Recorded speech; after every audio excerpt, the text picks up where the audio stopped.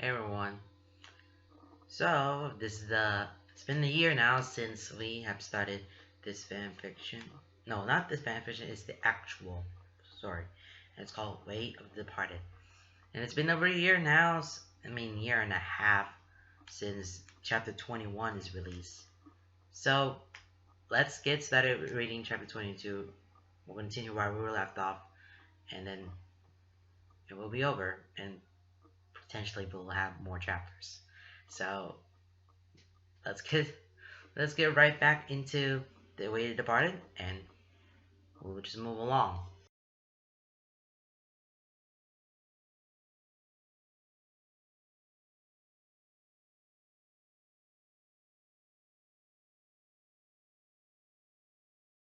Alright, chapter 22 of Way it Departed.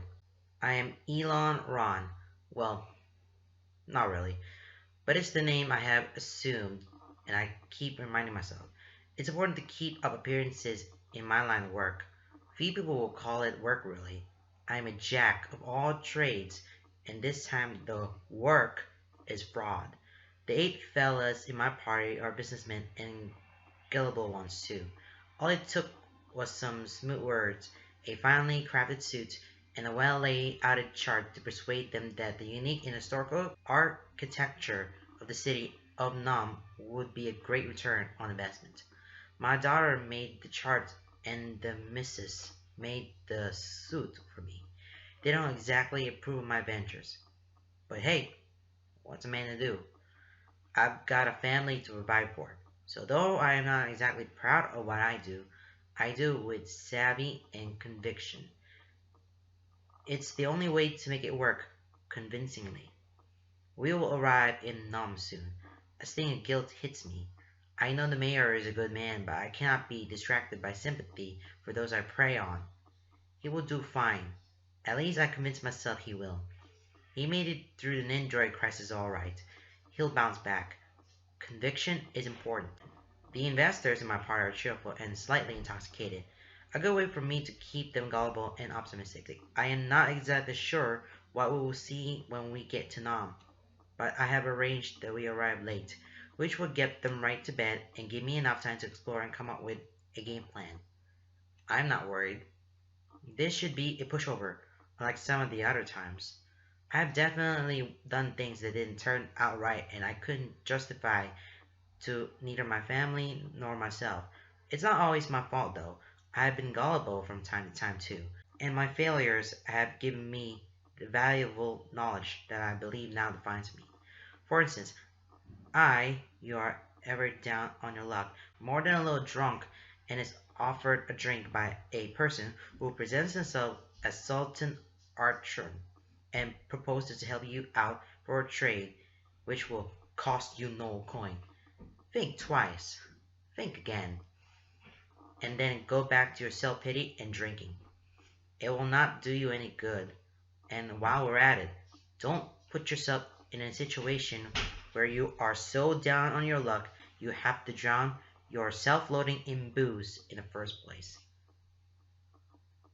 Another time I was approached by an associate of Mr. Chen, a rather unpleasant man by the name of Klaus. It was a simple creature and delivered job. I didn't think much of it. I have done that before.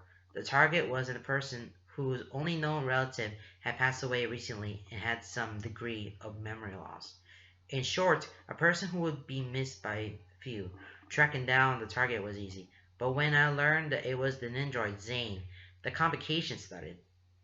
Not only had I had dealings with a ninja before, but I had even left them in a rather precarious situation at our last encounter.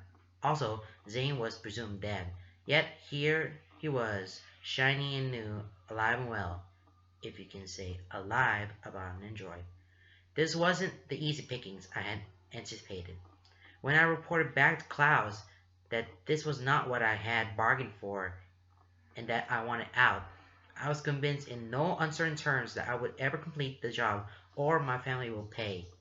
He smiled slightly, waved his arms around, and conjured up some sort of port showing the missus and children. He knew exactly where they were, and I had no choice than to complete the job. Conviction is important. Lesson learned. Another thing I didn't expect. Zane wasn't alone anymore. He had a girlfriend. Of a ninja can have a girlfriend and a ninja can be a girl. I had to put away my ideals about family and just go through with it.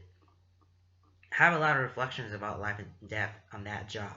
How could Zane still be alive after his sacrifice to save Noon in Jago City from the reincarnated Overlord? Can ninjas create life? And can one life be more precious and valuable than another? I suppose that kind of thinking and my heavy drinking was what attracted the Soul Archer to me in the first place. Don't mess with the dead. Another lesson learned. I try to keep my dealings more momentary these days. One last score is all it takes, then my scamming days are over. At least I hope so. I hope to soon return to my family with a semi-clean conscience. I see the light of Nam bleeding through the dense branches of the trees in front of us. Time to get into character. Not Ronin. I am Elon Ron, I reminded myself. And this will be a pushover. We need to act fast. Sensei Yang, speaking from his portrait, has filled me in on all the details, which I still struggle to make heads or tails of. And we don't have much time. Klaus's portal back to Ninjago glows ever brighter, and the sound thousands of footsteps from the thousands approaching skulking grows louder. Also, I need to consider Claire. Even with the future Ninjago in the balance, I cannot ignore that she is the reason Ninjago may have a future at all. Getting Sensei Yang's portrait to me has allowed the chance that I can stop this. I mean, we can stop this. I think of Celil, her father, Drawn, and the citizens of Nam, and I realize even with them at my side, chances are slim. But still we fight. Master Wu has taught me well. Ninja never quit. So I think fast and drag along Claire, but I am held back by the words of Sensei Yang. I am here only in essence, whereas Claire's physical self here. She will need to exit the underworld the way she came, by a fire fall on the other side of 1,000 approaching Skulkin. Time for plan B, I guess. Or is it C? C it is. C is for coal. I push Claire into a recess in the wall and tell her to keep quiet. I whisper a few instructions to the portrait of Yang. Then I myself is anything but quiet. Ninja, go!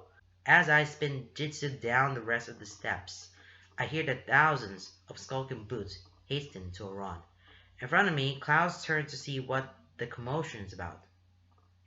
Good. His concentration is broken and his portal starts to flicker unevenly and shrink.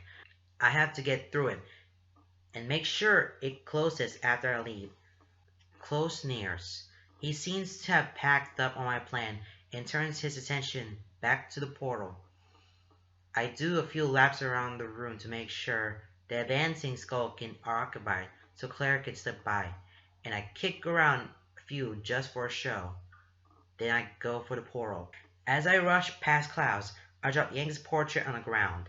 Everything becomes a mash of purples and greens as I dive in. Behind me, I can hear Yang start to loudly scorn Klaus. I hope it will be enough to break his concentration and that Claire's route is clear on the outer side of the Skulking army. Klaus will open the portal again soon, and I need to be ready.